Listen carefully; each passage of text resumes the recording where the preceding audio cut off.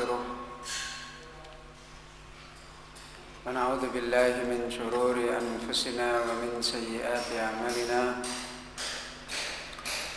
من يهده الله فلا مضل له ومن يضلل فلا هادي له وأشهد أن لا إله إلا الله وحده لا شريك له وأشهد أن محمدًا عبده ورسوله يا أيها الذين آمنوا اتقوا الله حق تقاته ولا تموتن إلا وأنتم مسلمون يا أيها الناس اتقوا ربكم الذي خلقكم من نفس واحدة وخلق منها زوجها وبث منهما رجالا كثيرا ونساء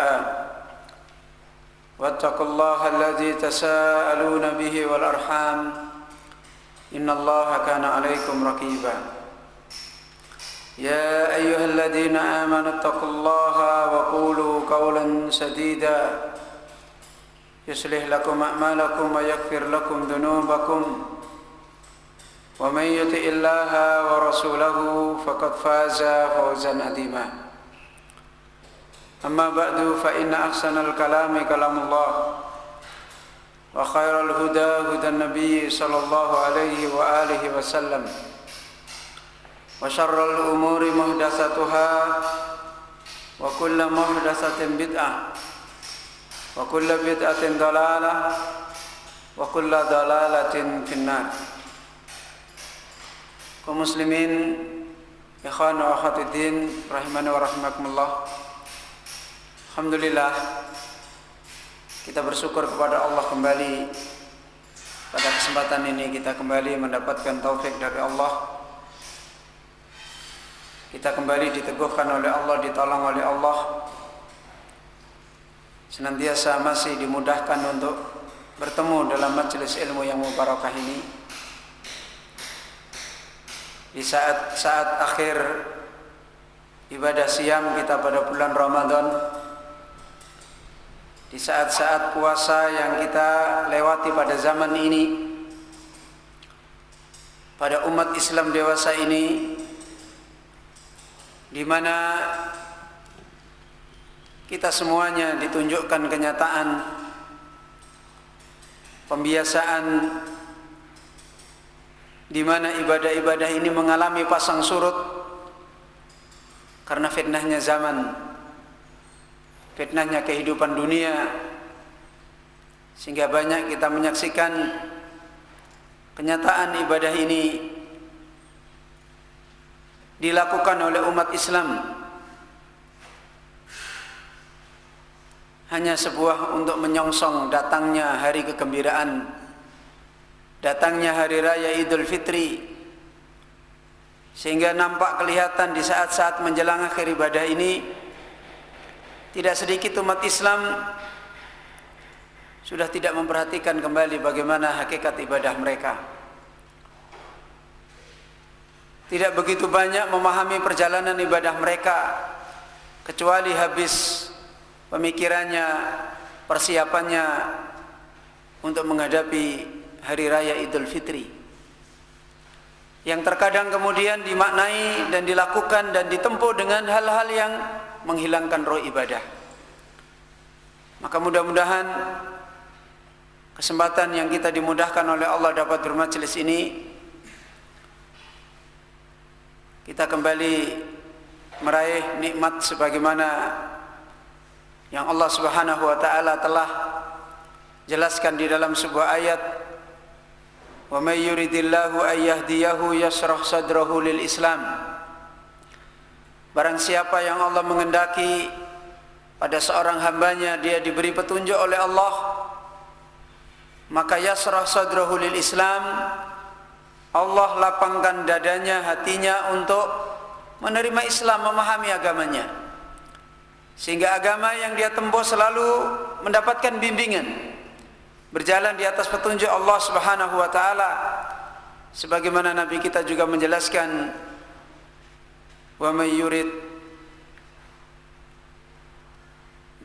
yuridillahu bihi khairan yufaqihu fid din atau kama qala Rasulullah sallallahu alaihi wasallam. Barang siapa yang Allah Azza wa Jalla mengendaki pada seseorang itu baik di dalam urusan agamanya, maka Allah fahamkan dia di dalam urusan agamanya. Maka wasilah jalan ilmu, majelis ilmu yang kita selalu dimudahkan oleh Allah untuk hati-hati kita mendapatkan pemahaman di dalam agama ini adalah nikmat yang agung, nikmat yang besar, yang dimana Allah telah memuliakan nikmat ini kepada para pendahulu yang telah dimuliakan oleh Allah. Sebagaimana kita telah sebutkan pada beberapa pertemuan yang lewat, dengan apa Nabi kita Muhammad SAW dimuliakan oleh Allah, yaitu dengan dada beliau dilapangkan mendapatkan hidayah, din, taufik. Sebagaimana Allah Azza wa Jalla berfirman, alam nashrah laka sadrak. Dengan apa Abu Bakar Siddiq radhiyallahu anhu dimuliakan oleh Allah? Di saat-saat banyak manusia mendapati ujian dan bingung bagaimana pada zaman itu mereka mendapati kenyataan itu, Allah Azza wa Jalla bukakan dadanya Abu Bakar. Allah Azza wa Jalla bukakan dadanya Abu Bakar Siddiq untuk mendapatkan pemahaman agama yang benar, sehingga kemudian banyaknya manusia mendapatkan keselamatan. Inilah nikmat yang agung. Ketika Abu Bakar Siddiq radhiyallahu an dimuliakan oleh Allah dengannya. Kita tahu seluruh sahabat Nabi adalah murid Nabi sallallahu alaihi wasallam. Mereka berlomba datang di majelisnya Nabi. Tetapi sudah menjadi sunatullah, Allah lebihkan sebagiannya dengan sebagian yang lain. Kita tahu bahwasanya sahabat Nabi banyak yang alim, Ibnu Mas'ud alim, Umar alim. Tetapi dengan hikmah Allah, Allah lebihkan Abu Bakar daripada mereka. Dengan hikmah Allah Azza wa Jalla, Allah lebihkan Abu Bakar di antara Umar, di antara sahabat yang lain. Sehingga Allah jadikan Abu Bakar sebagai jalan wasilah untuk mereka keluar dari fitnah. Semua ini adalah karena al-fahm. Karena itulah Al-Imam Al-Bukhari rahimahullah di dalam sahihnya beliau membuat sebuah terjemah secara khusus, babu fadlil fahmi, bab tentang kemuliaan meraih faham, pemahaman di dalam agama Allah Azza wa Jalla. Dan tidak mungkin faham itu diraih tanpa adanya kita talabul ilmi, tanpa adanya kita menjadi orang-orang yang tekun mengambil majelis ilmu sebagai wasilah kita untuk memahami agama Allah Azza wa Jalla melalui lisan para orang-orang yang mengajarkan ilmu kepada kita. Ikhwan wa akhwat fillah rahimani wa rahimakumullah.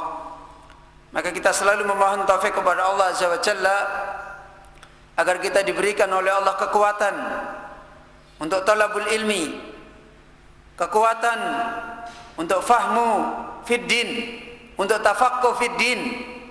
Dan kekuatan ini diberikan oleh Allah pertolongan supaya kita tidak terfitnah dengan yang lain. Sebagaimana para ulama-ulama Rabbani, mereka telah meraih pertolongan ini. Dan alhamdulillah, insyaallah pada sore hari ini kita masih melanjutkan pembahasan yang diterangkan oleh beliau Ibnu Qayyim. Salah satu rahasia ayat dari beberapa ayat-ayat yang menjadi rahasia makna hijrah kepada Nabi, yang sedikit sekali nasib manusia mendapatkan rahasia yang terkandung di dalam ayat ini, sehingga hati-hati mereka menjadi kuat, hati-hati mereka menjadi pantas meraih kemuliaan. Orang yang menduduki hijrah kepada Nabi dengan kedudukan yang tinggi. Dan semua ini adalah kembali kepada bagaimana dia mengambil makna pemahaman yang kokoh di dalam dirinya. Dari pengajaran ayat-ayat Allah Azza wa Jalla, pengajaran sunnah-sunnah Nabi sallallahu alaihi wasallam yang memberikan kaidah bagaimana hijrah kepada Nabi. Pembahasan yang tafsil seperti ini akan menjadikan kuatnya bekal kita, kuatnya sandaran kita, kuatnya tali kita di dalam membangun iman kita, hijrah kepada Nabi sallallahu alaihi wasallam. Dan kebutuhan kita untuk menjadi orang yang meraih kekuatan di dalam iman ini, di dalam zaman-zaman seperti ini lebih khusus, adalah kekuatan yang tidak bisa ditawar-tawar kembali. Kenapa? Kita ingin selamat.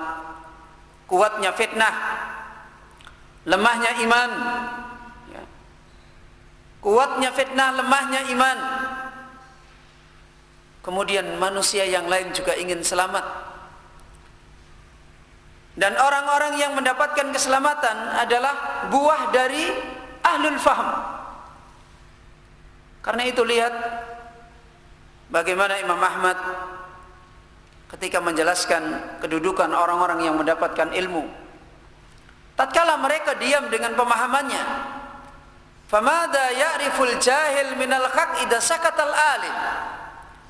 Kapan orang-orang yang bodoh dari kebenaran dia bisa faham kebenaran? Ketika orang yang berilmu diam.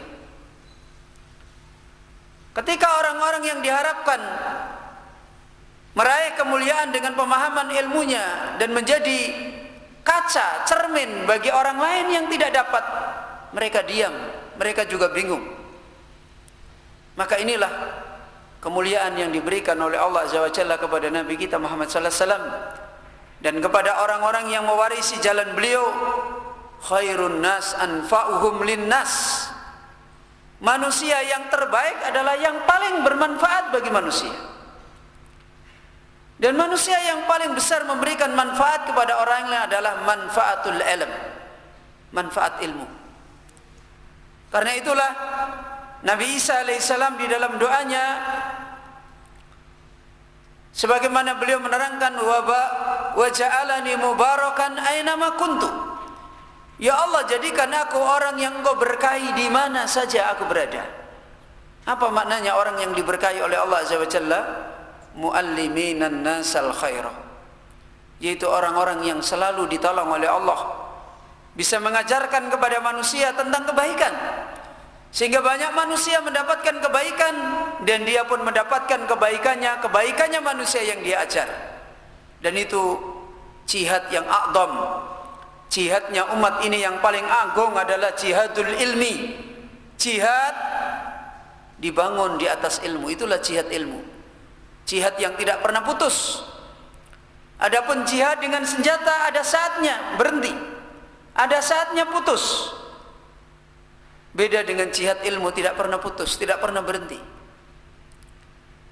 Jihad yang diberikan oleh Allah Azza wa Jalla yang disebut di dalam Al-Quran, wajahidhum jihadan kabira.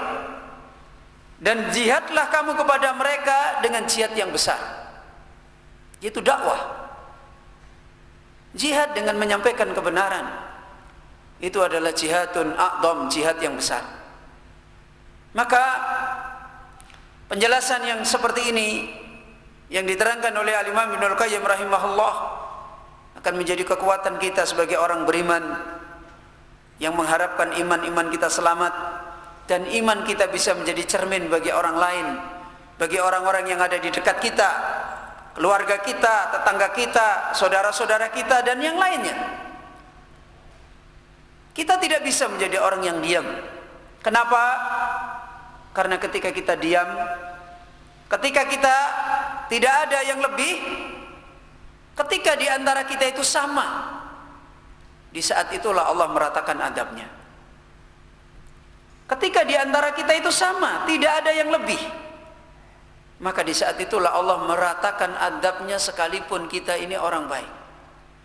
Sekalipun kita ini orang baik. Ya, sebagaimana pertanyaan yang disampaikan salah satu istri beliau sallallahu alaihi wasallam kepada beliau, anuhlikuna wa fina salihun. Apakah kita akan dibinasakan oleh Allah Azza wa Jalla sementara kita adalah orang-orang yang soleh? Nabi sallallahu alaihi wasallam menjawab, na'am, idza kathural khabas. Benar, kalau kejahatan sudah merajalela di mana-mana dan diam, tidak ada orang yang lebih kemudian menasihati manusia. Kalau kejahatan sudah merajalela, pembunuhan di mana-mana, kerusakan, dan terus tidak ada pernah surut. Kenapa? Karena orang sama. Tidak ada yang lebih.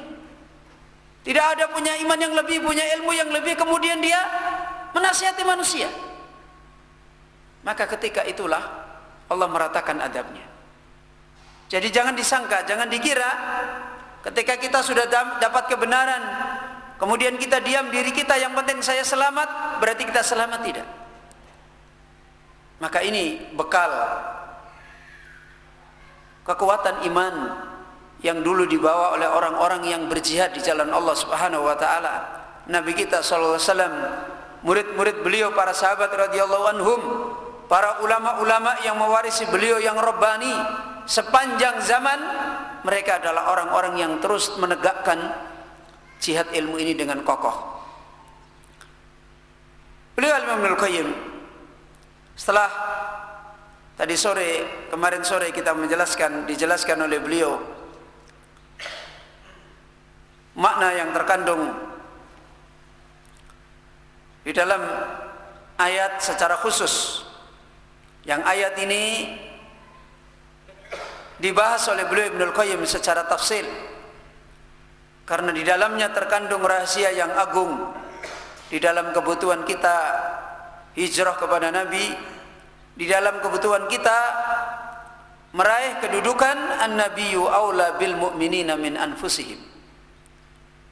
Petunjuk nyata bagaimana cara mempraktekkan kita bisa menempatkan Nabi SAW adalah lebih pantas, lebih mulia, lebih berhak, lebih baik daripada diri kita sendiri, adalah ada di dalam ayat ini, yaitu surat An-Nisa. Penjelasan yang terakhir diterangkan oleh beliau Imam Ibnul Qayyim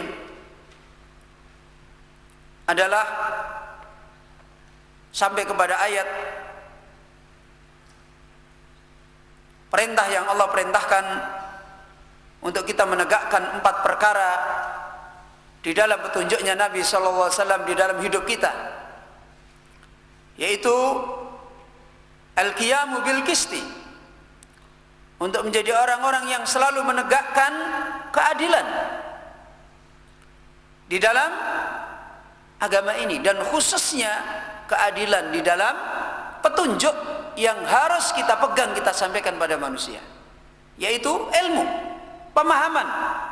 Itu jauh lebih kita utamakan daripada sekedar beramal yang tidak dipahamkan dengan ilmu. Selama ini justru orang salah paham. Masalah ilmu dianggap adalah masalah pemikiran yang lepas, tidak ada hubungannya dengan masalah kedudukan amal. Dianggap ilmu itu bukan ibadah yang a'zam. Karena itu dijelaskan kembali oleh Ibnul Qayyim, menegakkan dengan keadilan, khususnya lebih-lebih lagi di dalam pemikiran, di dalam pemahaman, di dalam mengambil pemikiran, petunjuk, itu adalah perkara yang paling berhak untuk ditegakkan dengan keadilan lebih dulu. Dan keadilan ini yang kedua, menegakkan dengan keadilan ini adalah ayyakuna lillah, harus untuk Allah, bukan untuk kepentingan, bukan untuk selera diri, selera yang kita punya hawa kepadanya. Lillah. Kemudian yang ketiga, mempersaksikan keadilan. Jadi bukan cuma menegakkan keadilan, mempersaksikan keadilan. Dan yang keempat, persaksian dengan keadilan ini adalah juga hanya untuk Allah. 4 perkara yang harus ditegakkan di dalam petunjuk Nabi sallallahu alaihi wasallam, sehingga kita bisa menjadikan Nabi itu adalah aula bil mu'minina min anfusihim. Dan 4 perkara ini adalah rahasia yang terkandung di dalam 2 ayat, di dalam 2 surat, yaitu surat An-Nisa sama surat Al-Maidah, yang kemudian digabung oleh beliau Imam Ibnul Qayyim rahimahullah. Dan ini menunjukkan rahasia daripada kandungan ayat-ayat Allah Azza wa Jalla, yang tidak meraih rahasia ini kecuali orang-orang yang mereka mau memeras tadabburnya kepada firman Allah Azza wa Jalla. Orang yang malas, orang yang tidak mau berjuang mendapatkan pemahaman yang kokoh di dalam ayat-ayat Allah, tidak tadabbur, itulah nasib hatinya. Itulah nasib hatinya. Sebagaimana Allah mengingatkan, afala yatadabbarunal Qur'an am ala qulubin aqfaluha. Seberapa hati kita bercahaya, seberapa hati kita bersinar, sesuai dengan seberapa hati kita masuk dalam mentadaburi rahasia ayat-ayat Allah Azza wa Jalla. Semakin kita mendapatkan rahasia yang tersembunyi di dalam ayat-ayat Allah, maka semakin hati kita bercahaya, bersinar. Ini yang telah diraih oleh orang-orang ahlul faham. Kemudian pada ayat berikutnya kita akan masuk pada penjelasan beliau Imam Ibnul Qayyim bagaimana permasalahan menegakkan ini. Bagaimana permasalahan benturan yang akan didapati ketika kita menjadikan saksi-saksi yang adil pada diri sendiri untuk Allah. Ketika kita menegakkan keadilan petunjuk untuk Allah. Karena ini masalah yang sadid, masalah yang berat, masalah yang berat, masalah yang sadid. Sebagaimana sejak awal diisyaratkan oleh Ibnul Qayyim bahwasanya hijrah an-nabawiyah sya'nuha adim. Hijrah yang bersifat kenabian ini urusannya adalah urusan yang besar, urusan yang dahsyat, yang tidak mudah diraih oleh seseorang, karena ini nikmat yang sangat agung. Maka Allah memberikan pengajaran lebih lanjut di dalam surat An-Nisa ini. Tsumma qala ta'ala walau ala anfusikum awil walidaini wal aqrabin, walau ala anfusikum awil walidaini wal aqrabin. Benturannya menegakkan keadilan, menegakkan kesaksian untuk Allah diterangkan oleh Allah, walau ala anfusikum, sekalipun menimpa atas diri kalian sendiri, sekalipun menimpa pada diri kalian sendiri, atau sekalipun menimpa pada kedua orang tua kita, yang orang tua kita punya kedudukan yang tinggi di hadapan Allah Azza wa Jalla. Setelah kita menjadi hamba yang lurus kepada Allah, maka lurus kepada orang tua. Tetapi lihat bagaimana Allah mendidik kita mempunyai kaidah yang benar di dalam masalah ini. Biasanya orang-orang seperti ini bingung. Betapa banyak orang kalau sudah dibenturkan, di satu sisi untuk mendapati ini, di satu sisi mendapati ini, dan masalah ini adalah masalah yang berseberangan, orang kemudian tidak bisa berhasil. Di satu sisi mentaati Allah, di satu sisi mentaati kedua orang tua. Banyak orang bingung. Kalau dia mentaati Allah, gagal mentaati orang tua. Kalau dia mentaati orang tua, gagal mentaati Allah. Banyak orang mereka tidak mendapatkan kemuliaan, bisa menggabungkan sekian banyak ketaatan yang kadangkala zahirnya berbentur.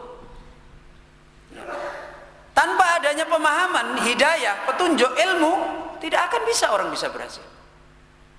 Kalau cuma masalah yang diperintahkan satu tok, tidak ada benturannya dengan yang lain, mudah sekali orang bisa mengerjakan. Tapi disinilah perjuangan seseorang ketika apa yang diperintahkan oleh Allah itu membentur pada perintah yang lain. Apalagi kalau membentur dengan pribadi kita. Inilah kecerdasan orang-orang yang mencapai kemuliaan tinggi. Perjuangannya berat, bagaimana dia sukses. Ya? Bagaimana dia sukses? Sebagaimana beberapa waktu yang lalu sudah kita contohkan, sebab yang menjadi turunnya sebuah ayat yang terjadi pada para sahabat yang perang pada waktu perang Badar, membunuh orang tuanya sendiri. Itu sebagai contoh. Padahal beliau adalah orang yang bertahan, tidak akan membunuh orang tuanya. Bertahan sampai terus dikejar. Tapi disitulah perjuangan orang yang mencapai kedudukan yang mulia di dalam menegakkan ayat-ayat Allah pada dirinya dan sekalipun membentur pada orang tuanya. Wal aqrabin, kemudian termasuk sekalipun menimpa atas kerabat-kerabat dia, orang-orang terdekat. Dari ayat ini beliau Ibnu Qayyim menjelaskan fa'amara subhanahu bi ay yuqama bil qisti wa yushhada bihi ala kulli ahadin walau kana ahabban nasi ila al-abdi fayaqumu bihi ala nafsihi wa walidayhi alladaini huma asluhu wa aqribihi alladina hum akhassu bihi wa alsaqu min sairin nas fa innama fil abdi min mahabbatihi li nafsihi wa liwalidayhi wa aqribihi yamna'uhu minal qiyami alaihim bil haqq wa la siyama idza kana al haqqu liman yabghaduhu wa yu'adihi qablahum fa innahu la yaqumu bihi fi hadhihi al hal illa man kana Allahu wa rasuluhu ahabba ilaihi min kulli ma siwahuma. Kata Imam Ibnu Qayyim, di dalam ayat ini Allah memerintahkan, dan perintah ini menunjukkan apa? Wajib. Dan perintah ini terkait dengan masalah apa? Iman. Ya, masalah iman. Masalah wajibul iman. Ya, masalah kewajiban iman yang akan menjadikan iman itu bermasalah ketika kewajiban ini rusak. Ketika kewajiban ini ternodai, tidak bisa kita laksanakan dengan benar, maka iman kita bermasalah. Karena iman itu ada aslul iman, ada wajibul iman, ada mukamilul iman. Iman itu ada apa? Aslul iman, pokoknya iman, benihnya iman, yaitu apa? La ilaha illallah Muhammadur Rasulullah yang kita tanam di dalam hati kita. Dan ada wajibul iman. Kalau wajibul iman ini tidak ada, maka benih itu akan rusak. Seperti mencintai Allah, mencintai Rasulullah melebihi dari yang lain, itu wajibul iman. Orang munafik punya benih iman, dia membaca syahadat la ilaha illallah Muhammadur Rasulullah, tapi dia tidak punya wajibul iman. Dia tidak cinta kepada Allah dan Rasulnya lebih dari yang lain. Ada mukammilul iman, ada penyempurna iman. Kalau ini bermasalah, maka iman itu tidak sampai apa? Hilang. Tapi kalau wajibul iman bermasalah, iman yang sudah kita tanam menjadi apa? Menjadi rusak. Ya. Maka perintah ini menunjukkan adalah bagian daripada keutuhan iman kita, yaitu apa? Wajibul iman. Apa perintah Allah Azza wa Jalla? Kata Ibnu Qayyim, ayyuqama bil qisti, supaya keadilan di dalam petunjuk itu ditegakkan. Ya. Keadilan di dalam petunjuk yang datang dari Allah dan dari Rasulnya itu ditegakkan, dan agar keadilan itu dipersaksikan, ditegakkan, dipersaksikan atas setiap siapapun. Tidak ada seorang pun menjadi penghalang, dinding, sehingga petunjuk kebenaran ini tidak bisa ditegakkan dan tidak bisa dipersaksikan. Tidak bisa. Tidak bisa menjadi penghalang. Makanya sampai keluar kaidah yang disampaikan para ulama, la ta'ata fi maksiatil khaliq. Tidak ada ketaatan di dalam bermaksiat kepada Allah. Ini adalah wajibul iman, di mana petunjuk itu harus ditegakkan dan dipersaksikan kepada setiap siapapun, termasuk pada diri sendiri. Kita harus adil, menegakkan dan mempersaksikan petunjuk. Dan tadi yang disebutkan oleh beliau, walau kana ahabban nas ilal abdi, walaupun orang itu keberadaannya adalah orang yang paling dicintai oleh manusia, manusia yang paling dicintai pada seorang hamba. Tetap petunjuk Allah al-haq harus ditegakkan pada dia dan harus dipersaksikan pada dia. Fayaqumu bihi ala nafsihi, maka seorang hamba wajib dia menegakkan dan mempersaksikan kebenaran petunjuk Allah Azza wa Jalla atas dirinya sendiri, atas dirinya sendiri, wa walidayhi, dan atas kedua orang tuanya, yang kedua orang tuanya itu adalah asalnya dia. Bagaimana manusia, kayak apapun kedua orang tuanya, ya, kayak apapun kedua orang tuanya, tidak ada manusia di dunia yang paling dibela setelah dia kecuali siapa? Kedua orang tuanya. Ya. Tetapi iman ini mempunyai konsekuensi, mempunyai kewajiban, bahwasanya hujah iman, hujah kebenaran itu harus ditegakkan sekalipun kepada orang tua, harus dipersaksikan sekalipun kepada orang tua, dan itu adalah manhajnya para orang-orang bertauhid yang paling mulia, para nabi-nabi Allah. Lihat Nabi Ibrahim alaihissalam menghalangi bapaknya, menghalangi dia untuk tidak bisa menegakkan hujah dan tidak bisa menegakkan keadilan kepada bapaknya, tidak. Ya. Dan inilah kekuatan iman. Ya. Sekalipun kepada kedua orang tuanya, dan sekalipun kedua orang tua itu Allah tahu itu adalah punya hubungan yang kuat dengan kita, asal kita. Dan sekalipun atas kerabat-kerabat dia, di mana kerabat itu punya hubungan nasab, mereka adalah orang yang punya keadaan paling khusus dengan seorang hamba, dan mereka adalah orang yang paling dekat, paling melekat.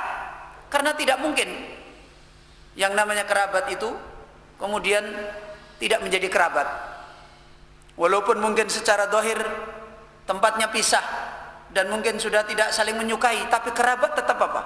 Tetap kerabat. Apa itu kakak, apa itu adik, apa itu paman, apa itu bibi, tidak akan terputus hubungan itu. Beda dengan anak, beda dengan istri atau suami, bisa terputus, tapi kerabat tidak bisa.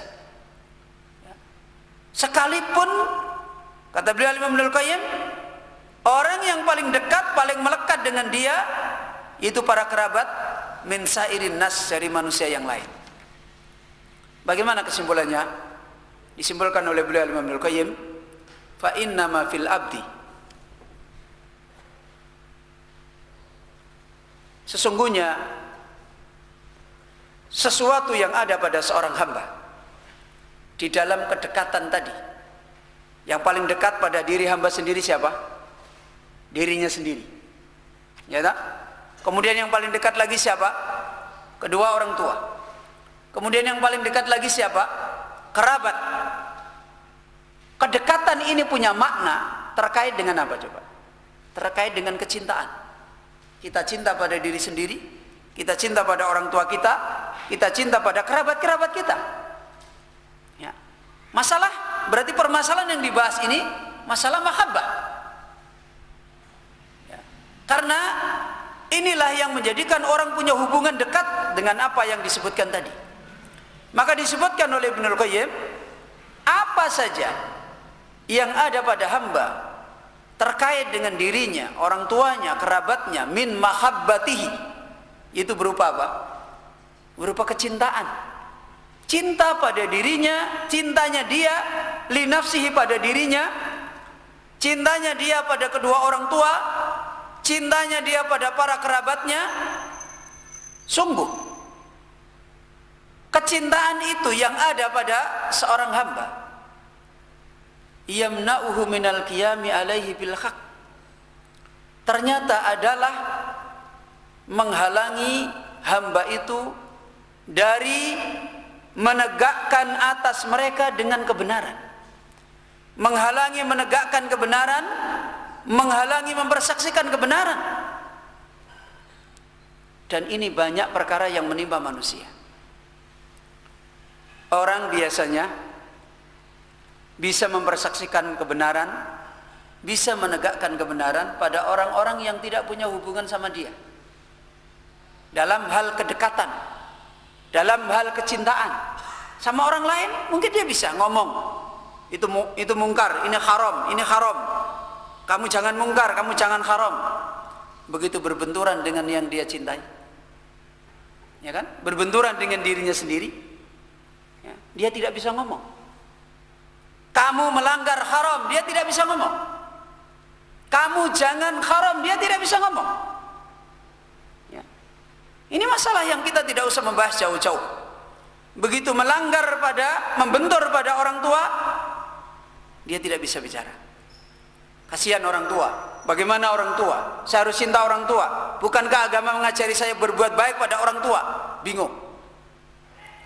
Begitu membentur pada kerabat-kerabat, dia tidak bisa menjalani. Bagaimana saya? Kerabat saya itu keluarga besar saya. Mereka itu saling tolong menolong, sudah rukun, selama ini tentram. Kalau saya harus ngomong yang benar bagaimana? Hal-hal yang punya hubungan kecintaan, keumumannya menghalangi orang untuk al-qiyamu bil haq dan al-qiyamu bil qisti. Al-qiyamu bis syahadah dan al-qiyamu bil qisti. Biasanya menghalangi orang untuk menegakkan menegakkan keadilan dan menegakkan persaksian. Dan itu terjadi pada setiap kita. Istri, suami punya hubungan mahabbah. Anak juga seperti itu. Dan kadangkala kemudian kita membiarkan keadaan ini. Maka kalau seperti ini menjadi jelas bagaimana sebenarnya perjalanan hijrah kita. Karena ini pahit. Ya, kalau orang lain kita tidak punya konsekuensi dampak apapun, selesai, sudah. Tapi kalau orang-orang yang dekat kita, dampaknya terus kita rasakan. Bagaimana kalau kita nanti disikapi orang tua? Bagaimana kalau nanti kemudian anak-anak tidak bisa berbuat baik sama saya karena saya tegur? Bagaimana kalau istri nanti berubah? Bagaimana kalau suami berubah? Bagaimana kalau kerabat-kerabat saya tidak membantu saya lagi? Terus. Ini masalah yang dijelaskan oleh Allah Subhanahu wa taala menjadi semakin jelas. Bagaimana persoalan iman? Bagaimana persoalan ini menjadi tegaknya iman kita kepada Allah dan kepada Rasul? Maka kalau orang-orang yang punya hubungan kecintaan pada dia sudah menjadi penghalang dia untuk tidak bisa menegakkan kebenaran, maka kata beliau Ibnul Qayyim, wala siyama idza kana al-haq liman yabghuduhu wa yu'adihi. Lebih-lebih kebenaran itu akan tertutup, terhalangi, tidak bisa ditegakkan, tidak bisa tegak. Petunjuk Nabi itu tidak bisa tegak apabila hal itu berkenaan pada orang yang dia marah padanya dan orang yang dia memusuhi padanya, lebih-lebih lagi. Dan disinilah nilai hijrah kita kepada Nabi. Kalau tidak ada hubungan emosional, marah dan cinta, itu mudah ditegakkan. Tapi kalau sudah punya hubungan ini, baru terlihat di mana sebenarnya iman kita. Ya, di mana sebenarnya iman kita? Kebiasaan orang, ya, ketika kepada orang-orang yang bermusuhan pada dia, apa dia? Ekstrim. Kepada orang-orang yang punya hubungan kecintaan kepada dia, ekstrim pula. Sama-sama ekstrim. Ya, yang sini ekstrim, tersia-siakan kebenaran, ya kan? Yang sini ekstrim, kebenaran itu diperlakukan secara hulu melampaui batas. Akhirnya jatuh lagi kepada al-ithmi wal udwan. Ekstrim, semua ekstrim. Di sini letak rahasia kita membimbing iman kita. Bisa apa tidak kita merawat iman kita? Kembali kepada sikap ini. Hidup kita selalu tidak luput dari orang yang kita sukai dan orang yang kita apa? Kita benci. Hidup kita tidak luput dari orang-orang yang kita senang dan orang-orang yang kita tidak suka. Dalam muamalah pasti akan seperti ini. Orang yang kita cocok kita senang, orang yang kita tidak cocok kita tidak suka. Dan suatu ketika kita pasti diuji oleh Allah. Dan terus menerus seperti ini, kita harus menegakkan kebenaran kepada orang yang kita suka dan menegakkan kebenaran kepada orang yang apa? Yang kita tidak suka. Inilah masalah. Ya. Kita harus menegakkan kebenaran pada orang yang kita suka dan kita harus menegakkan kebenaran pada orang yang kita tidak suka. Ini ujian iman kita. Lebih-lebih lagi pada orang yang dia marah kepada dia dan memusuhi padanya qablahum sebelumnya. Fa innahu la yakumu bihi fi hadhil khal. Maka dia hamba itu tidak akan bisa menegakkan kesaksian, keadilan, menegakkan persaksian dan keadilan di dalam keadaan ini illa man kana Allahu wa rasuluhu ahabba ilaihi min kulli ma siwahu, kecuali orang yang dia telah menjadikan Allah dan Rasulnya lebih dia cintai dari selain keduanya, baru dia bisa. Makanya di sini kelihatan dia adalah orang yang benar hijrah kepada Allah dan Rasulnya di saat-saat seperti ini. Di saat-saat dia harus menghadapi orang yang dicintai dan orang yang dibenci. Dan inilah ujian iman kita, nilainya iman kita. Makanya doa Nabi SAW, di antaranya Nabi berdoa kepada Allah, as'aluka kalimatal haq fil ghadabi war ridha. Ya Allah, aku memohon kepadamu selalu berbicara yang benar, menegakkan yang benar, fil ghadabi war ridha, baik ketika marah maupun ketika apa? Ketika ridho. Karena orang itu biasanya kalau sudah marah, sudah sama sekali haknya orang yang dimarahi hilang. Dan kalau sudah cinta, senang pada seseorang, sama sekali sudah melanggar semua hak-hak yang sudah diwajibkan, ditabrak semua. Itu manusia. Itulah orang bodoh imannya. Orang yang tidak punya perjalanan iman yang benar itu seperti ini. Makanya kelihatan perjalanan hidupnya. Orang-orang yang sebenarnya tidak di atas jalan hijrah kepada Allah dan Rasulnya yang benar. Dalam hari-hari kita, di keluarga kita, dalam muamalah kita, dalam dakwah, ya, dalam menyampaikan kebenaran, kelihatan orang-orang yang adil dan orang yang tidak. Contoh, banyak kita bisa melihat ulama-ulama di antara tugas mereka adalah mendakwai manusia, menasihati manusia, termasuk mengkritik manusia. Dan ini adalah tugas yang tidak bisa dipisahkan di dalam menegakkan kebenaran. Tetapi akan kelihatan nilai imannya, ilmunya di saat dia mempraktekkan. Makanya rawi ya, ulama al-hadis ketika mengkritik rawi itu di sana punya perbedaan. Ada orang yang mengkritik rawi tasahul. Tasahul itu apa? Bermudah-mudah. Jadi nilai orang itu pokoknya baik terus. Ada orang yang mengkritik rawi tasaddud. Tahu tasaddud? Berlebih-lebihan. Dan ada ulama-ulama yang adil di dalam mengkritik rawi. Secukupnya, sesuai kebutuhan.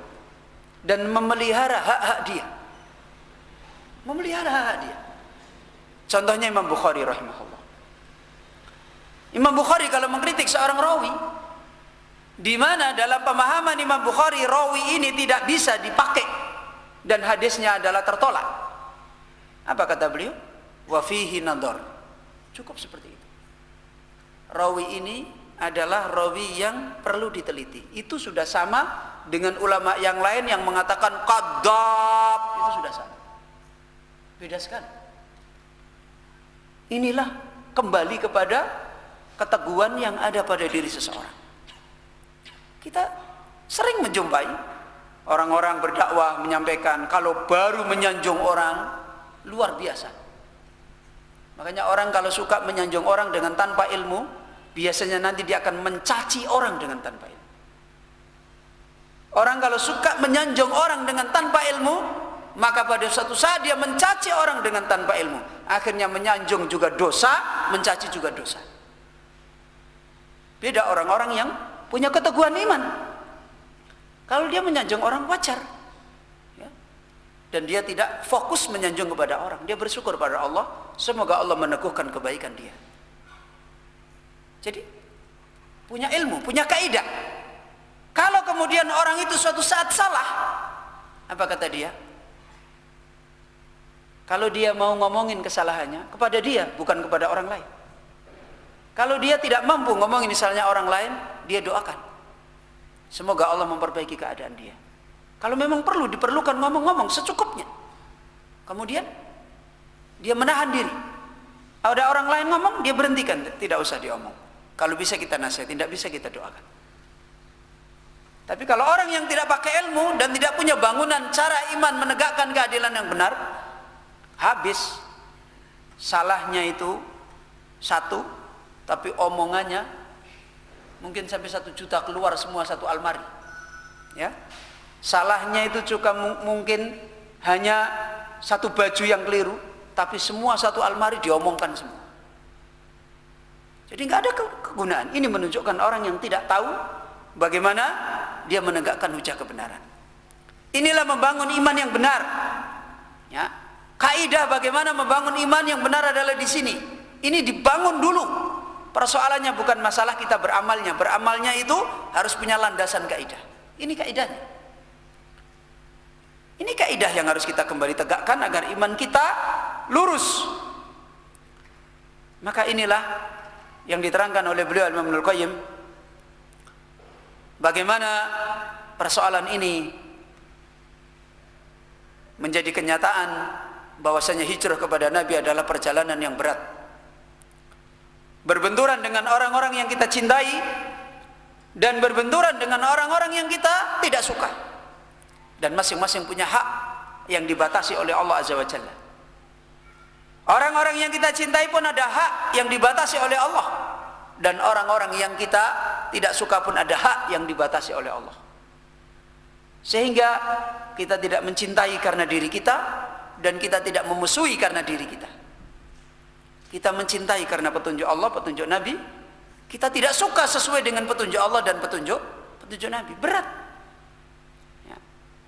Maka disimbolkan oleh Ibnul Qayyim, wa hadza yamtakhinu bihil abdu imanahu. Maka inilah pemahaman, inilah praktek, inilah seorang hamba senantiasa menguji dengan dirinya pada imannya. Kalau kita pengen menguji nilai iman kita ini, begini caranya menguji. Tahu kebenaran, membentur pada yang kita cintai dan membentur pada yang kita apa? Benci. Bagaimana sikap hati kita? Bagaimana perilaku kita? Bisa nggak kita menegakkan keadilan dengan baik? Karena persoalan saja yang sepele. Seorang anak dengan orang tua dengan anak, suami dengan istri. Hari-hari tidak usah kita mengambil contoh yang gede-gede. Suatu ketika ada perilaku suami yang tidak disukai istri, menghalangi hak-hak yang harus dia tegakkan. Kebiasaan yang terjadi apa? Menghalangi. Bagaimana dia begini sama saya? Untuk apa saya harus begini? Menghalangi. Suatu ketika ada apa yang ada pada istrinya tidak disukai oleh suami. Keumumannya apa? Menghalangi enggak? Menghalangi. Suami terus kemudian bersikap apa? Sudah, untuk apa? Tidak usah saya kasih makan, tidak usah ini, tidak usah ini, tidak usah ini, tidak usah ini. Menghalangi semua. Seorang suami, seorang bapak dengan anak. Ada sesuatu yang tidak disuka sama anak. Tidak sedikit kemudian menghalangi bapak ini menggugurkan kewajiban-kewajiban yang lain. Seorang bapak bagi anak, ada apa yang ada pada bapak tidak disukai anak, menghalangi anak itu. Bapaknya dicuekin, pokoknya semua tidak diurus. Ini masalah yang tidak disuka. Masalah yang disuka juga sama. Seorang suami mencintai istrinya sampai tergila-gila. Sampai tergila-gila. Akhirnya menggagalkan, menghalangi semuanya kewajiban-kewajiban yang lain yang Allah tuntunkan. Nabrak semua. Ya. Permintaan semuanya yang ada pada istrinya dikasih semua. Tidak peduli ini israf, ini mubadir. Minta ini ya, minta ini ya, minta ini ya, minta ini ya. Ini cinta saya akan menunaikan kewajiban saya. Siapa yang ngajarin seperti itu? Apakah kewajiban kita cuma hanya untuk istri? Apa kewajiban kita cuma hanya untuk anak? Allah memberi kita rezeki, itu diwajibkan banyak sekali. Wajib ngurus orang tua, wajib ngurus saudara, wajib ngurus istri, wajib ngurus anak, wajib menginfakkan hartanya di jalan Allah, dan seterusnya banyak. Betapa banyak orang cinta pada istrinya, hartanya habis untuk istrinya tok. Yang lain tenggelam semuanya. Seperti itu juga seorang suami cinta pada istri, cinta pada suami, buta. Semua diterjang pun tidak peduli. Seorang anak cinta pada orang tuanya, terjang tidak peduli. Seorang tua cinta pada anaknya juga sama. Semua yang dimaukan anaknya diturutin semua. Ini nyata dalam hidup kita. Hari-hari kita bisa bercermin, gak usah jauh-jauh bagaimana muamalah kita hari-hari dengan istri, dengan suami, dengan anak, dengan orang tua. Apa yang berjalan ini? Apa yang berjalan ini? Kaidah pribadi atau cinta kepada Allah dan cinta kepada Rasul? Dan biasanya kalau sudah di dalam rumah kaidahnya beda, maka kelihatan terasingnya itu kelihatan. Nah, terasingnya kelihatan. Yang sini bilang, wah ini kikir, masa istrinya saja nggak dikasih. Nah, sudah mulai komentarnya aneh-aneh, terasing. Maka di sini persoalan yang sangat dakik, sangat dalam.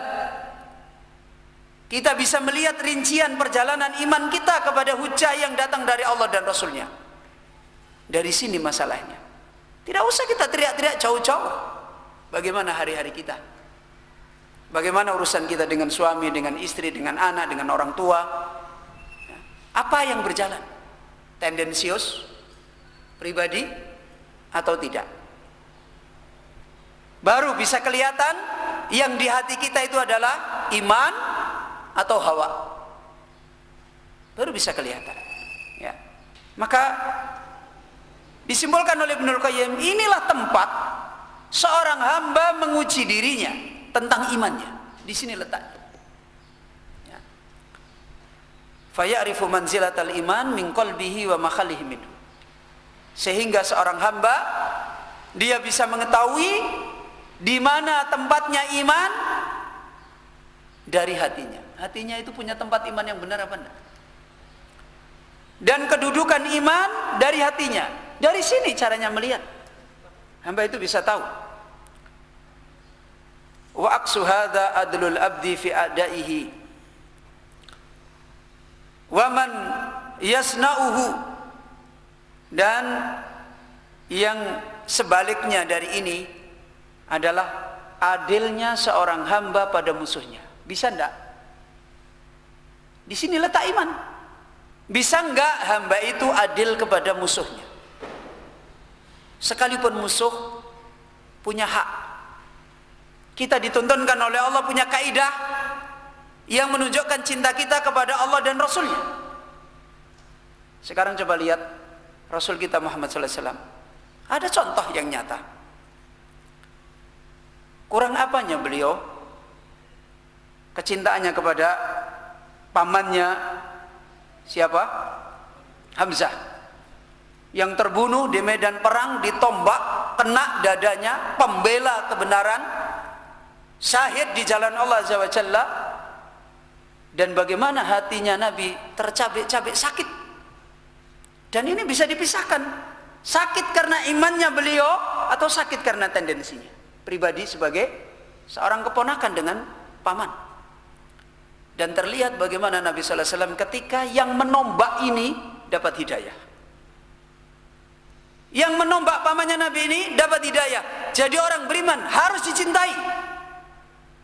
Coba lihat, Nabi itu ngelihat budak ini sampai berat.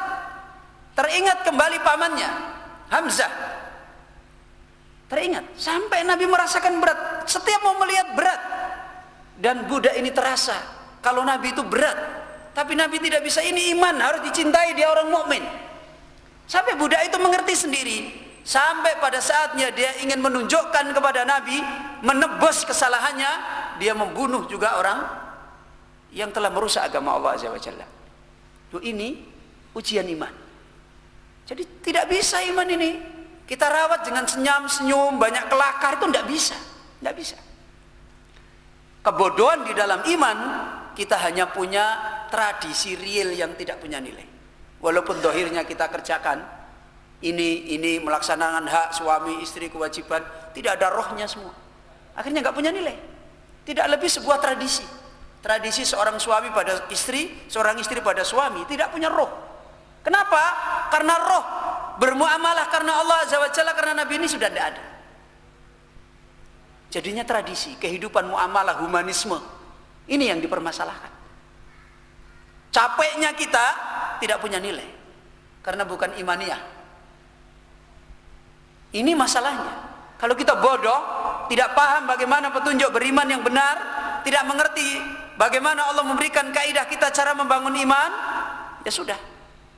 Makanya kadangkala kalau kita lihat kaum muslimin pada hari ini, secara umum, ilaman rahimahullah, masih banyak kok kegiatan ibadahnya. Masih banyak. Sholat, haji, zakat, ya kan begitu. Coba kira-kira apa ajaran hari ini? Masih nampak banyak dilakukan. Kenapa seperti tidak punya makna? Ya. Tepat sekali apa yang Nabi katakan, gutha'un ka gutha'is said. Mereka itu adalah banyak tetapi seperti busa air. Busa air. Lihat kaum muslimin, kebanyakan kita ketika sudah membentur di dalam kehidupan kita, bagaimana hatinya? Ciut. Harus menempuh kebenaran, mikir sepele saja pikirannya apa. Saya nanti makan apa? Itu kan sudah kelihatan. Saya nanti makan apa? Sudah kelihatan. Belum lagi yang lain, bagaimana anak, bagaimana istri, bagaimana. Loh kan saya harus ngurus ini. Kalau orang mukmin cerdas itu tidak usah diomong. Ya, yang mengatakan kamu nggak punya istri, ya siapa? Ya kan begitu. Memang tahu kamu punya istri, punya anak, punya tanggungan, punya ini. Kalau Islam mengajarin gini bukan berarti kamu jadikan dalil. Tetapi lihat kita ini, udurnya luar biasa dengan semua yang itu sebenarnya tidak ada udur bagi kita. Kenapa? Karena sebenarnya masalahnya hawa.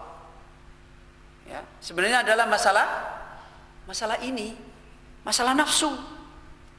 Ya. Kalau dia sebagai orang mukmin yang di sini karena Allah, ada perintah apapun tidak pernah merasa membentur. Tidak pernah merasa membentur. Loh ini dengan istri, ya istri tetap istri. Ada haknya, ada tuntunannya.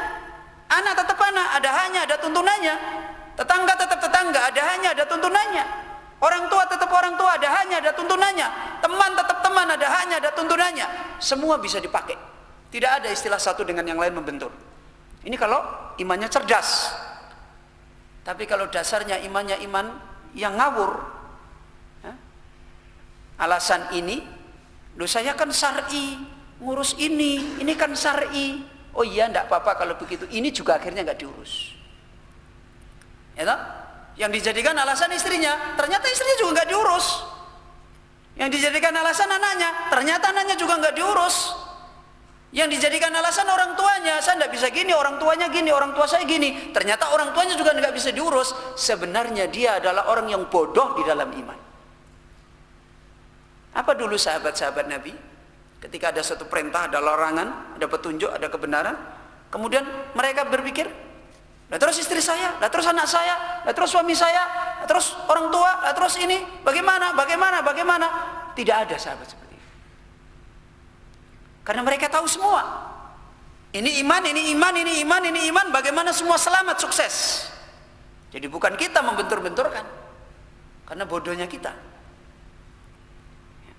Hal yang kita sukai, hal yang kita benci selalu dijadikan alasan untuk tidak bisa qumu bil qisti syuhada lillah. Akhirnya nggak bisa. Itu menunjukkan jahilnya kita. Nah, sekarang kita lihat orang-orang yang ditolong oleh Allah Subhanahu wa taala. Bisa ngurus ini, ngurus ini, ngurus ini, ngurus ini. Ada lagi perintah Allah Azza wa Jalla ini. Dia pun terima, tidak banyak ngomel. Kemudian dikerjakan, dia juga tidak menggagalkan yang sana. Kok bisa? Kan begitu. Kenapa kok bisa? Sementara kita kok alasan tok. Wah, saya tidak bisa, ini berat ini. Ini nanti orang tua saya loh, nanti istri saya, nanti suami saya, nanti anak saya. Setelah dia diberi udzur, yaitu juga dilempar semua. Inilah orang yang mendasarkan dengan hawa, bodoh di dalam iman. Tidak tahu kaidah menjalankan iman, ya, tidak tahu kaidah menjalankan iman. Akhirnya seperti ini. Ya. Maka diterangkan oleh beliau, dan yang lebih berat lagi kepada orang yang dimusuhi.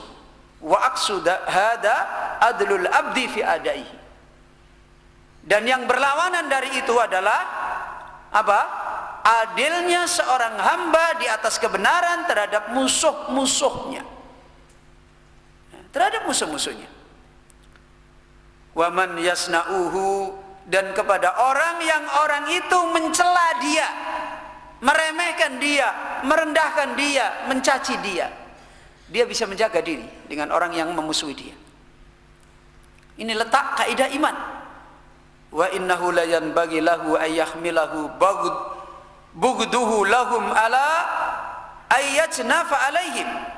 Maka tidak pantas, tidak boleh bagi orang hamba itu kemarahannya pada seseorang membawa dia kepada orang-orang yang dia marahi itu untuk dia mencela, zalim kepada mereka.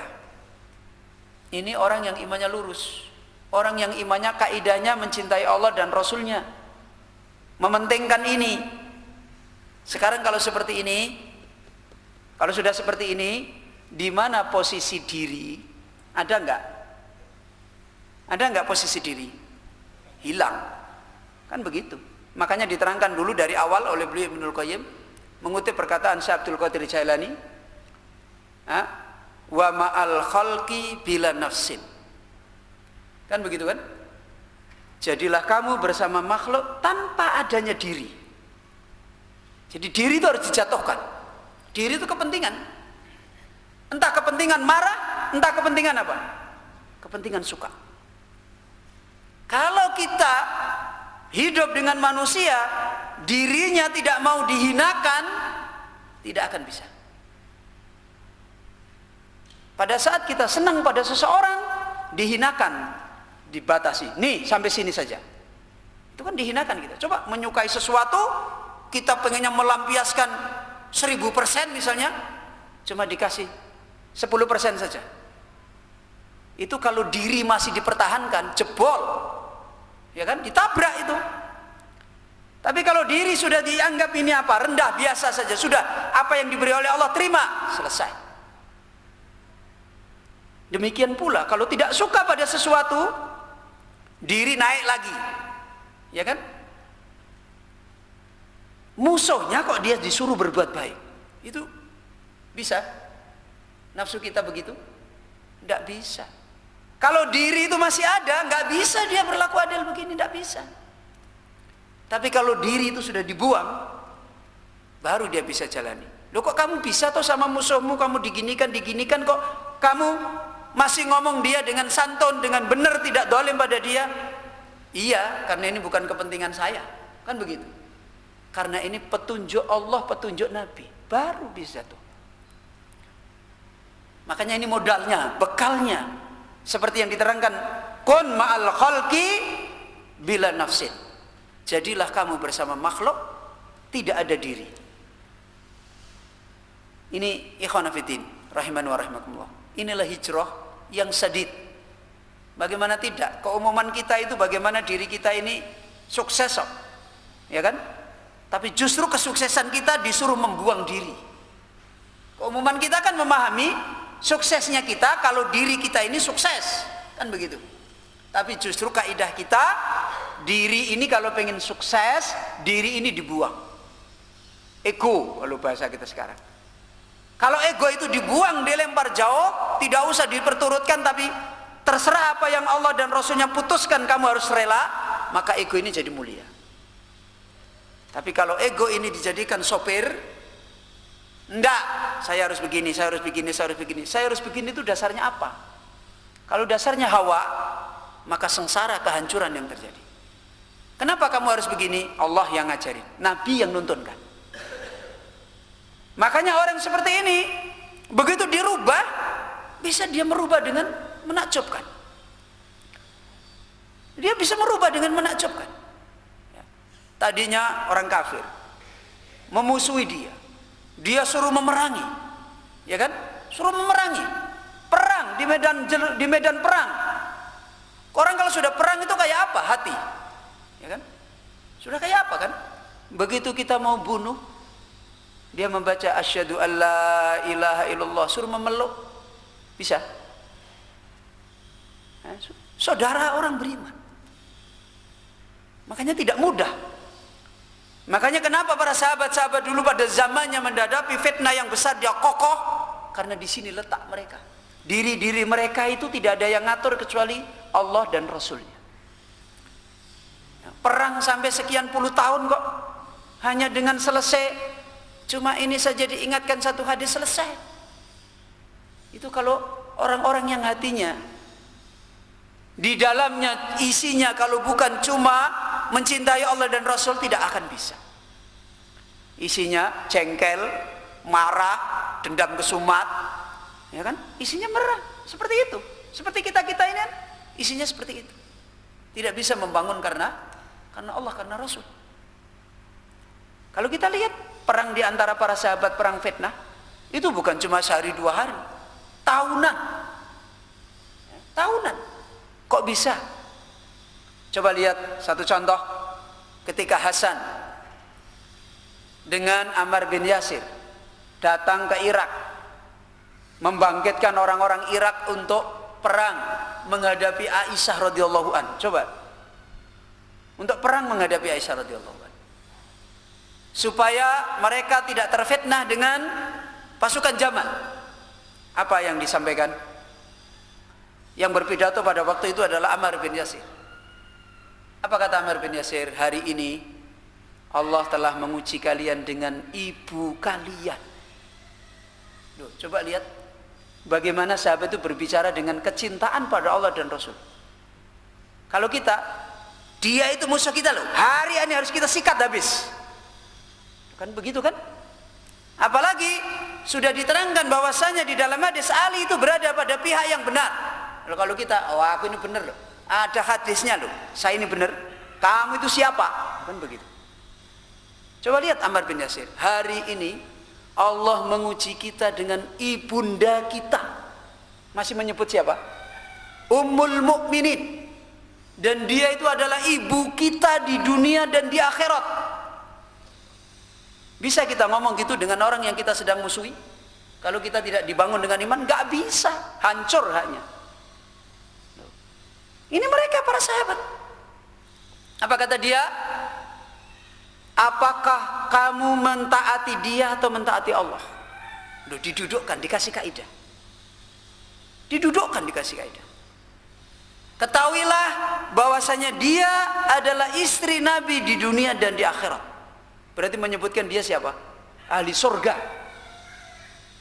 Bisa kita ngomong seperti itu? Kalau hati kita tidak dibangun dengan iman, tidak akan bisa. Sudah habis sampai mencret-mencretnya, ya kan? Habis, hilang sudah. Loh, ini mereka. Seperti kemarin kita contohkan bagaimana Aisyah radhiyallahu anha ketika sudah tahu ditunjukkan kebenaran. Hari ini Allah tunjukkan kalian di atas kebenaran. Kenapa? Karena hati-hati mereka itu tidak ada apa-apa. Kecuali karena apa? Cinta kepada hujah. Makanya ketika Aisyah radhiyallahu anha marah, kemudian beliau memimpin pasukan Jamal, apa dalilnya Aisyah? Kita marah kepada Ali bin Abi Thalib karena 3 hal. Bukan karena pribadi, karena 3 hal. Karena Utsman adalah Khalifah Amirul Mukminin yang darahnya dilindungi dan ditumpahkan. Kita marah, kita tidak boleh diam. Kemudian Utsman bin Affan radhiyallahu anhu dibunuh di tanah haram yang tidak boleh terjadi pembunuhan. Kemudian dibunuh di bulan haram. Kita marah karena 3 hal. Bukan marah karena tendensius, bukan karena diri. Ini kehidupan iman dulu para sahabat. Maka dohirnya bukan masalah jatuh bangunnya mereka salah atau benar, kan bukan kan? Kalau dilihat secara dalil, Aisyah dengan Ali bin Abi Thalib radhiyallahu anhu, mana yang benar? Mana yang benar? Hah? Ali bin Abi Thalib. Tapi mereka semua dengan perjalanan itu dapat pahala semua. Mereka lolos semua menjadi orang-orang baik. Kenapa? Karena hikmah yang mereka dapatkan adalah iman, bukan yang lain. Makanya betapa banyak orang salah karena benar imannya dapat kebaikan. Betapa banyak karena salah imannya benar dapat adab. Benar dapat adab karena salah imannya. Saya kira sholat berjamaah itu benar apa enggak? Benar kan? Tapi salah imannya, ria, dapat pahala, dapat adab. Urusan kaidah iman, ini urusan yang membutuhkan ilmu yang cukup supaya kita itu tidak mungkin iman kita secara zahir terus bisa menjalankan terus yang baik-baik, tidak mungkin. Kadang-kala kita turun. Tapi kalau kita punya kaidah iman yang benar, jatuh bangunnya kita itu tetap menjadi kekuatan iman. Makanya Syekhul Islam Ibnu Taimiyah pernah ditanya, bagaimana ada orang yang dia tahu kalau bunuh diri itu haram. Kemudian karena beratnya ujian hidup yang dia dapati, dia pergi ke puncak gunung, dia mau melemparkan dirinya mau bunuh diri. Di saat dia mau melemparkan tubuhnya mau bunuh diri, dia ingat seluruh tuntunan tentang bunuh diri. Kemudian dia ngeri dan dia takut kepada Allah, dia gemetar, kemudian dia lari meninggalkan tidak jadi bunuh diri. Dohirnya dia, kalau kita lihat kacamata dohirnya adalah imannya apa? Gede apa tipis? Tipis. Apa kata Syekhul Islam? Hada min kuwatil iman. Ini adalah dalil kuatnya iman dia. Ini kaidah iman. Makanya benarkan perjalanan iman itu pakai ilmu yang kokoh. Mungkin kita ini akan mengalami keadaan diuji oleh Allah seperti ini, tapi kita tetap dapat nilai dengan kekuatan iman kita. Ini ikhwan wa akhwatitin rahimani wa rahimakumullah. Ini yang menjadi rem kita, yang menjadi panduan kita, yang menjadi nakoda kita di dalam melayarkan iman di dalam hidup ini. Iman kepada Allah, iman kepada Rasulullah sallallahu alaihi wasallam. Hijrah kepada Allah, hijrah kepada Rasulullah sallallahu alaihi wasallam. Ya. Kama la yanbaghi ayyahmilahu hubbuhu li nafsihi wa walidayhi. Sebagaimana tidak boleh seorang hamba cintanya pada dirinya, cintanya kepada orang tuanya, wa aqaribihi, dan cintanya pada kerabatnya tidak boleh membawa dia ala ayatrukal qiyama alaihim bil qisti, menghalangi dia dari menegakkan keadilan walaupun pada yang dicintai. Seperti misalnya kita lihat Rasulullah sallallahu alaihi wasallam. Istri yang paling beliau cintai adalah setelah Khadijah adalah Aisyah radhiyallahu anha. Suatu hari disebutkan oleh beliau Syalbani di dalam kitab Adabuz Zifaf, Rasulullah mau masuk ke rumah Aisyah. Maka Rasulullah diam di depan rumah, wajahnya memerah, tidak masuk. Dan Aisyah radhiyallahu anha paham ini Nabi marah. Loh, ya? Kepada yang dicintai tidak menghalangi dia untuk mengingkari kemungkaran. Ya kan? Tidak menghalangi Nabi untuk mengingkari kemungkaran. Nabi marah, wajahnya merah. Bisa dibaca di dalam kitab Adabuz Zifaf. Kemudian Aisyah paham kalau Nabi itu marah. Dicari sebab marahnya. Tidak mungkin Nabi marah itu karena hawa nafsu. Pasti marah karena hujah, karena din, karena kebenaran. Maka Aisyah melihat yang ada di rumahnya. Dilihat ada kain korden, ada gambar binatang. Tahu kalau Nabi marah karena ini. Diambilnya kain korden itu, dirobek. Seret. Kemudian Nabi, wajahnya langsung berubah. Merahnya hilang, jadi tersenyum masuk rumah. Itu loh, perjalanan orang-orang karena iman itu seperti itu. Istrinya juga tidak segan-segan. Oh ini dia, ini karena Allah. Dirobek saja, seret. Gambar itu jadi tidak bergambar lagi binatang. Selesai. Ini loh muamalah yang dimaksudkan akan membawa kemenangan itu seperti ini.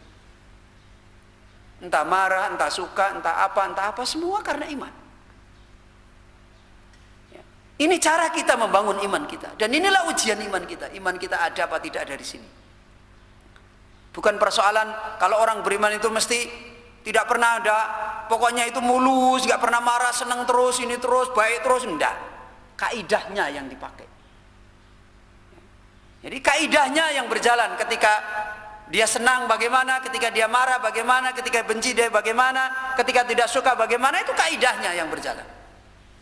Jadi dari sinilah bagaimana kita membangun hijrah yang benar terhadap tuntunan Allah dan tuntunan Rasulullah sallallahu alaihi wasallam. Ya. Maka tidak menghalangi dia untuk menunaikan keadilan. Fala yudkhiluhu dalikal bughdu fi batilin.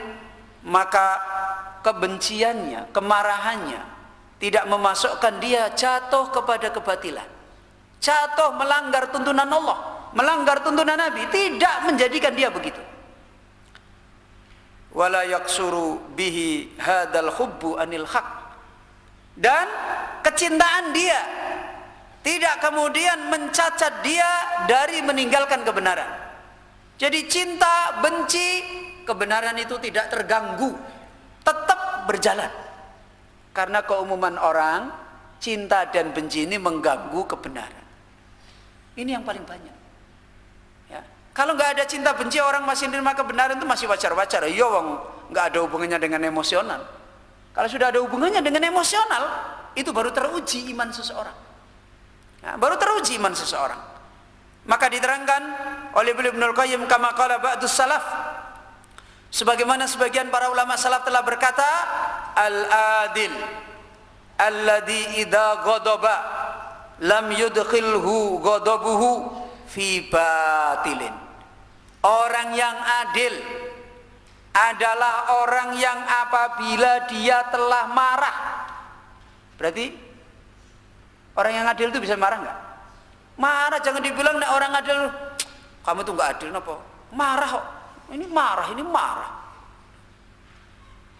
Orang yang adil tuh senyum terus tuh loh, dari pagi sampai malam senyum terus, gila itu namanya. Hah? Senyum terus, dari mana kaidahnya tuh di mana? Ya. Jadi marah dan cinta dan benci itu adalah ada hubungannya dengan iman semua. Nah, kalau marah karena hawa nafsu, itu orang yang sudah hancur. Ya, kalau marah karena hawa nafsu itu hancur, rusak itu agamanya. Justru merupakan bagian daripada kaidah iman adalah al-bughdu wal hub apa? Lillah. Marah dan benci untuk Allah. Nah, kalau orang mukmin tidak ada marah, ya nggak bisa perang, no. Nggak bisa jihad, nggak bisa amar ma'ruf nahi mungkar, nggak bisa mengingkari ini. Ada orang melanggar, saya nggak boleh marah, biarlah. Agama diinjak-injak, oh kita kan nggak boleh marah, biarlah. Tidak ada. Ya. Makanya diterangkan di sini al-adil alladzi idza ghadaba, kalau dia marah lam yudkhilhu ghadabuhu fi batil. Kemarahannya tidak membawa dia masuk jatuh ke dalam kebatilan. Itu orang adil. Wa idza radiya, dan kalau dia ridho, suka dengan sesuatu, maka lam yukhrijhu ridahu anil haq.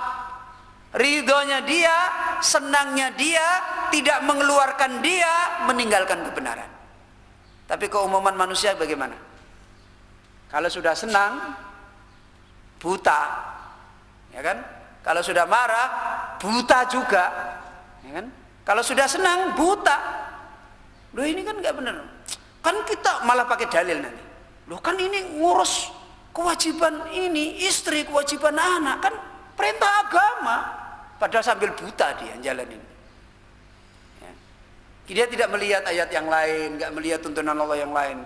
Apa kalau sudah istrinya, kalau suaminya terus kita mabuk habis, tidak usah lagi melihat ajaran agama Allah? Ya tidak bisa. Sekarang mana tuntunan-tuntunan yang lain? Mana tuntunan la tubaddir tabdira, la tusrifu innallaha la yuhibbul musrifin? Mana? Disinilah kaidah yang harus kita betulkan. Ikhwan wa akhwat fillah rahimani wa rahimakumullah. Ini yang terakhir diterangkan oleh beliau, maka disimpulkan oleh Ibnu Qayyim. Fastamalat al-ayatani ala hadainil hukmaini wa huma al-qiyamu bil qisti wasyahadatu bihi alal awliya wal a'da. Maka kedua ayat ini, yaitu dalam surat Al-Nisa dan surat apa? Al-Maidah, telah mencakup kepada dua hukum ini, yaitu menegakkan keadilan dan menegakkan persaksian, ya. Menegakkan keadilan dan menegakkan persaksian, ya, dengan hukum tersebut kepada para wali-wali, orang-orang yang dicintai, dan kepada a'da. Apa a'da? Musuh, orang yang kita tidak suka. Ini baru iman itu tidak bermasalah. Sebagai dalil yang akhir itu belum dijelaskan, kita belum sampai. Diterangkan oleh Allah Azza wa Jalla, fala tattabi'ul hawa an ta'dilu wa in talwu aw tu'ridu fa innallaha kana bima ta'maluna khabir. Ini menunjukkan ketika orang gagal, ya seperti itu keadaannya. Maka imannya menjadi bermasalah kembali di dalam menegakkan kebenaran. Ikhwana fiddin wa akhwatiddin rahimani wa rahimakumullah. Ini yang kita sudah ambil faedah pada kesempatan ini, dan mudah-mudahan Allah Azza wa Jalla membukakan hati kita semua, menolong hati kita semua untuk meraih pemahaman dan amalan ini, sehingga iman-iman kita menjadi imannya orang mukmin yang sesungguhnya, iman yang sesungguhnya yang dibangun dengan kecintaan kepada Allah dan kecintaan kepada Rasulullah sallallahu alaihi wasallam, hijrah kepada Allah dan hijrah kepada Rasulullah sallallahu alaihi wasallam dengan benar, sehingga mudah-mudahan kita termasuk orang-orang yang siddiqin, orang-orang yang iman kita dibenarkan oleh Allah pada waktu kita menghadap Allah Azza wa Jalla, dan di dunia pun dengan iman kita meraih janji Allah Azza wa Jalla, ulaika lahumul amnu. Itulah orang-orang yang mendapatkan keamanan dari Allah Subhanahu wa taala. Kita akhiri insyaallah sore hari ini sampai di sini. Dengan taufik Allah Azza wa Jalla kita akan lanjutkan kembali penjelasan ini besok sore insyaallah. Masih dijelaskan oleh beliau makna ayat yang mempunyai kandungan yang dalam di dalam membenarkan kaidah kita beriman untuk menjadikan Nabi kita sallallahu alaihi wasallam lebih kita cintai daripada selainnya, termasuk pada diri kita sendiri. Prakteknya, kaidahnya adalah sebagaimana di dalam surat An-Nisa dan sebagaimana di dalam surat Al-Maidah.